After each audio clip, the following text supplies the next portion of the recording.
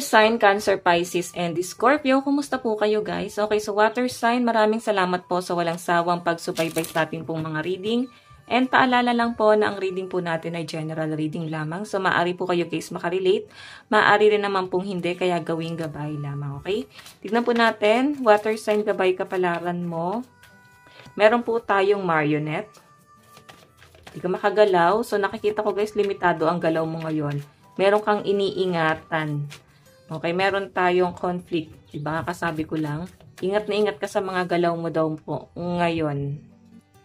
Okay, so ayan guys. So, ingat na ingat ka sa mga galaw mo. Lalo na yung iba sa inyo kung malayo-layo ang ita-drive mo. Ayan, may reservation. Siguro guys, may pagdadrive. And may nagagalit, may conflict. Siguro may mabilis ka magpatakbo. So, mag-ingat ka guys na kung ikaw ay driver. Okay, or baka hindi maganda yung mood mo ngayon, galit ka, may pinagdadaanan ka, so wag mo na kayo guys lalabas, wag mo na kayong babiyahe, kasi pwedeng mag-cause pa yan guys ng accident, ayan, magkaroon ka pa ng conflict. Yung iba sa inyo guys, kung ikaw ay nakikisama sa loob ng tahanan, or pwedeng nakikitira, marionette, nakikita ko na para bang limitado yung galaw mo. Napifeel mo dito water sign na parang hindi ka belong, or kailangan mo makisama. Okay? Ikaw mismo pinapakisama mo yung sarili mo. So, pinapakita sa akin dito, guys. So, ang lucky number mo is 15, 30, and 29. So, tignan pa natin. Ano pang ipapakita sa inyo? Okay. Wait lang po, kunin ko yung card. Okay. Water sign, Cancer, Pisces, Scorpio.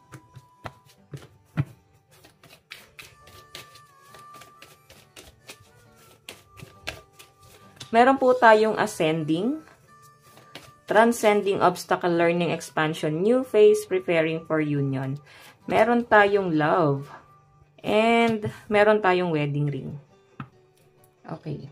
So guys, kung makita nyo, may abundance.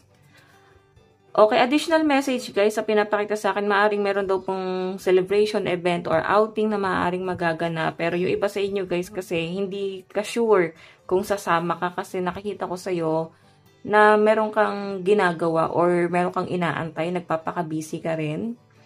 Okay, ganun yung pinapakita sa akin. Union, wedding, and marriage. So, siguro guys, may pupuntahan kang kasalan. Or pwedeng ikaw to guys, baka ikaw tong ikakasal. Or nagpaplano ka, no? Kung may kasalang magaganap sa inyo ng person mo. Kung ikaw ay may karelasyon. Or pwedeng kasal yung person mo sa una. So, hayan. Yan yung lumalabas dito. Titignan pa natin guys, ano pang ipapakita sa inyo. Water sign. Pagdating sa love life mo. So, ayan. So, alam nyo guys, yung pinaka-alarming lang dito. Yung biyahe, no? Kung ikaw ay magbabiyahe. So, kung ikaw ay puyat, huwag ka na munang magbiyahe. Kasi medyo alarming to guys, sa pinapakita po rito. Tignan pa natin water sign pagdating sa love life mo. Pagdating sa love life.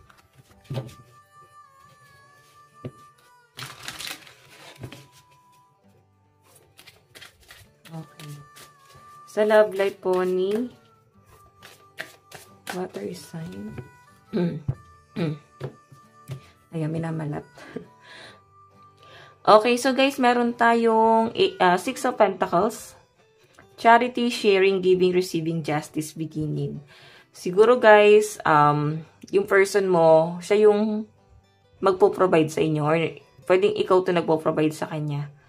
May nakikita kasi ako guys na may nangihingi ng tulong, may kinakapos dito. So, nakikita ko na para ba tinitignan mo si person kung matutulungan kanya pagdating sa financial or pwedeng siya to.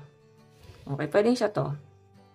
Kung tinitignan kanya kung matutulungan kanya pagdating sa financial. Nakikita ko naman guys, nagbibigay ka rin naman sa kanya. And si person mo sa nakikita ko, willing siya pero siguro may pinapakiramdaman siya. Tignan mo siya dito sa sulok. Meron siya pinakikiramdaman. Okay? So, meron po tayong 9 of Wands. Ito guys ay stability. Meron po tayong Knight of Cups. So guys, sa pinapakita sa akin dito, water sign, Knight of Cups kasi offer ng love, no? Maaring may nag-offer. Kung hindi kayo guys nag-uusap ng person mo, nakikita mo siya na para bang abang, saya-saya niya. Saya-saya niya kasama yung family niya or tumutulong siya sa ibang tao tapos ikaw hindi kanya matulungan. Kung makita mo Knight of Cups, nakikita ko dito maaring walang pag-uusap and maaring may reconciliation na magaganap. Okay, siguro makikipag-reconcile siya sa inyo, nakita niya na para bang hindi ka nagpaparamdam, tahimik ka, or binlock mo siya. Ayan, may nakikita akong ending na nangyayari dito. Pero ito guys, once na nakipag-reconcile yung isa man lang sa inyo, may nakikita akong pagbabago dito. Siguro meron kayong pag-uusapan ng person mo patungkol sa pagbabago, no? Pagdating sa inyong relationship. Yung iba naman dito guys, maaaring may new person na paparating. Okay? Yung mga single naman dito guys, siguro meron kang ini-imagine na isang tao. Okay? Maaaring wala pa kayo guys, connection nitong taong to. Pero parang nag-i-imagine ka. Or pwedeng may iba kang nararamdaman dito. Alam mo yung feeling na, water sign, yung feeling na para bang nagiging inspiration mo siya. Inspirasyon, ayan. Okay? Tingnan natin pagdating sa yung kaperahan. Kaperahan po. Meron tayong Two of Swords. Meron tayong Six of Pentacles. Meron tayong Three of Wands. So, pagdating sa pera mo, may inaantay ka talaga. Siguro, ayan o, Three of Wands kasi guys, meron kang inaantay na opportunity na paparating na. Okay? So, kagaya ng sinasabi ko guys nakaraan, para bang consistent yung energy mo, parang paulit-ulit lang guys. Yan, baka may nagsasabi na, madam, paulit-ulit na lang. Pero yung energy mo kasi guys, nag-aantay ka rito. Maaring biyahe to or pwedeng trabaho mo.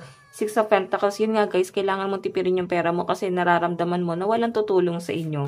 So, yung isang tao na iniisip mo na pwedeng tumulong sa inyo guys, hindi mo naman din to pinipressure pero undecided ka na sa taong to. Okay, no? Nagdadalawang isip ka sa kanya. Parang feeling mo, ikaw lang yung bigay ng bigay. Tapos, wala kang tulong naman na nakukuha sa kanya. So, hindi mo na-feel guys yung give and take dito. Maaaring ito yung person mo. Kaya siguro wala kayong pag-uusap kasi hindi ka man lang niya guys masuportahan or nasusubukan mo siya ngayon sa pera. Okay? Yung iba naman dito guys na, yun nga, sa mga single, hindi ka naman guys nangihingi ng attention siguro sa family mo. Gusto mo nga lang nandun sa gilid, hindi ka pinapansin. Okay? Pero, nakikita ko medyo tinatamad ka magtrabaho. Water sign. Ito guys, epekto rin ng mga frustration mo. Okay? Hindi mo kasi makuha yung gusto mo talaga. Three of Wands. May inaantay ka talagang dito guys, offer. Pero ito nga guys, yung hindi mo makuha. Kaya para bang nawawalan ka ng gana. Hindi mo talaga 40 itong bagay na to. Yung kung ano man yung pinoforso mo. Hindi mo siya 40 pero yun yung ibinibigay sa inyo.